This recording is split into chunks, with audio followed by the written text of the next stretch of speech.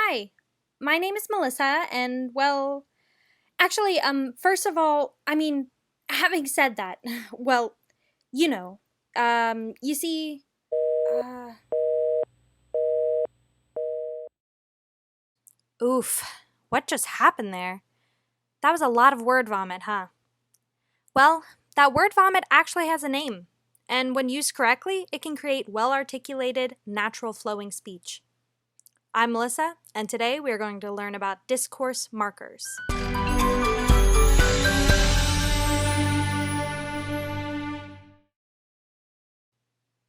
So, you've already heard some examples of discourse markers from my cringy beginning of video word vomit. But what exactly are discourse markers? That's a more difficult question to answer than you might think. Discourse markers are known among psycholinguists as being extremely difficult to define. There are many functions for discourse markers, and individual expressions each have many meanings, so there's never been an agreement on how to define what a discourse marker is. However, one definition of discourse markers is non-propositional and loosely syntactically integrated fixed expressions fulfilling discourse structuring functions. Okay, great. What the heck does any of that mean? Well, let's turn to our man Holker for some help understanding this. He lists 4 basic features that characterize discourse markers. From now on, we will refer to them as DMs. DMs are basic words or phrases that do not propose a new idea and do not affect the truth of a statement. The word or phrase chosen is related to the context or situation it's being used in, rather than the subject being talked about. And they express emotion instead of the literal meaning of the words. If you are still confused, I don't blame you. It's a very fuzzy concept to understand, but we should have things cleared up for you soon. And if you still have more questions, there are tons of fascinating articles online about DMs. But be warned, you may see a huge variety of terms used in the literature that all have similar meanings to discourse marker. Some of these terms are pragmatic marker, discourse particle, pragmatic particle, pragmatic expression, or connective. The diversity in the terminology used just shows how many linguistic approaches have been used to study DMs, and how very many functions they can have. We've chosen discourse marker as a convenient umbrella term because it allows us to include a broad variety of features under a single concept. However, not all features listed in the literature as features of DMs will be shared by all DMs. Many do share the same features, but few, if any, have all the features proposed. This is in line with the prototype theory, or a mode of graded categorization in cognitive science where some members of a conceptual category are more central than others. For example, when asked to give an example of the concept furniture, a couch is more frequently cited than, say, a wardrobe.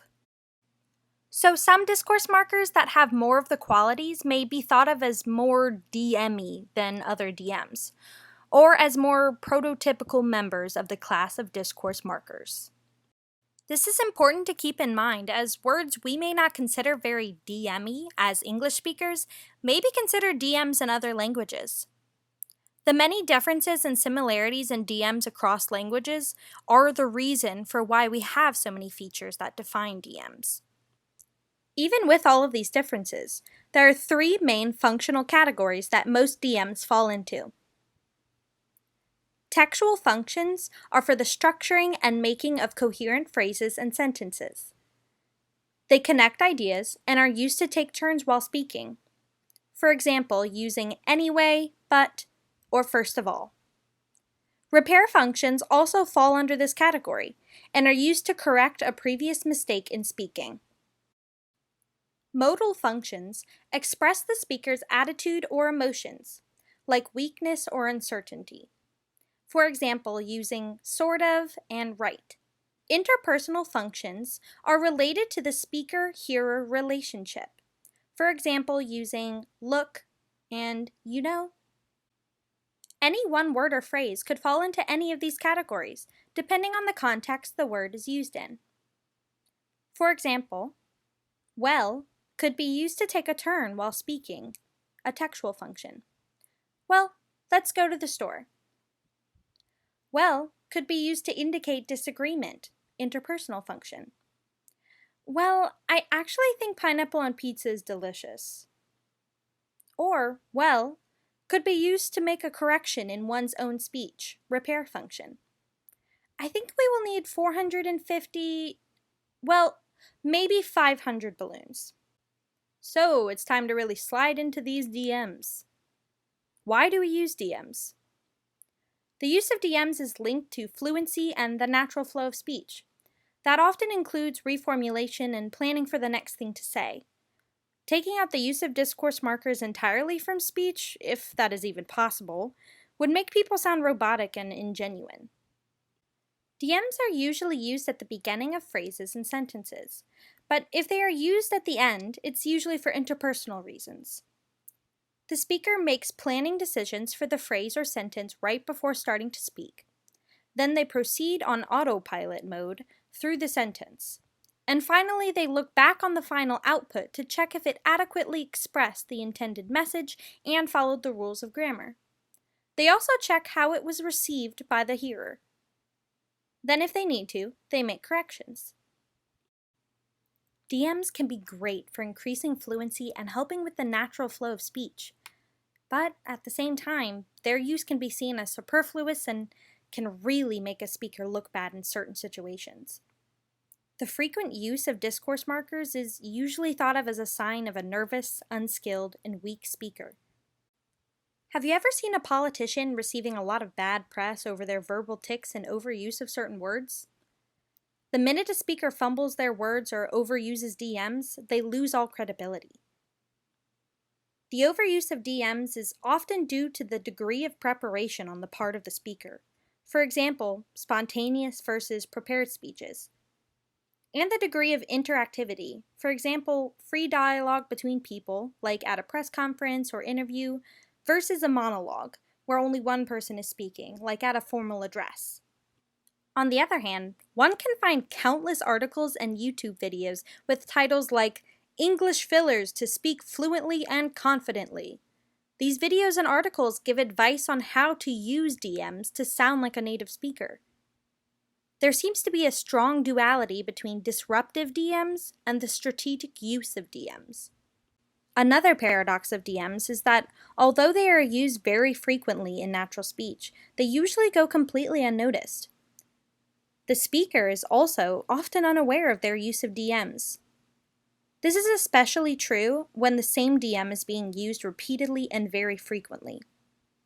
Like the word like I know so many people who use it like almost every few words, and none of us really notice. The differences and similarities between English, French, and Spanish have been studied in great detail.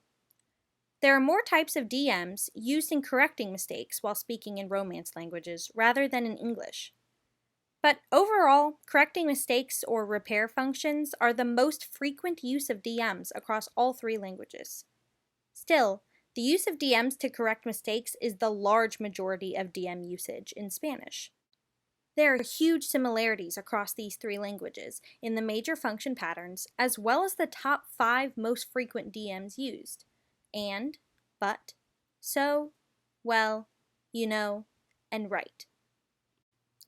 Across these languages, at least, it seems that DMs are a part of the search for the solution to a problem, rather than being the problem.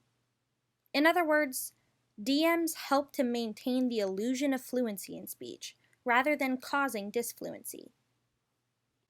So let's go over what we learned today. The definition of a discourse marker, the common features of discourse markers, the 3 main functional categories of discourse markers, the disruptive versus strategic use of discourse markers, the major paradoxes of discourse markers, and some language similarities and differences in use of discourse markers. Wow, I just can't believe that this is over. Use your discourse markers wisely. Thanks for watching!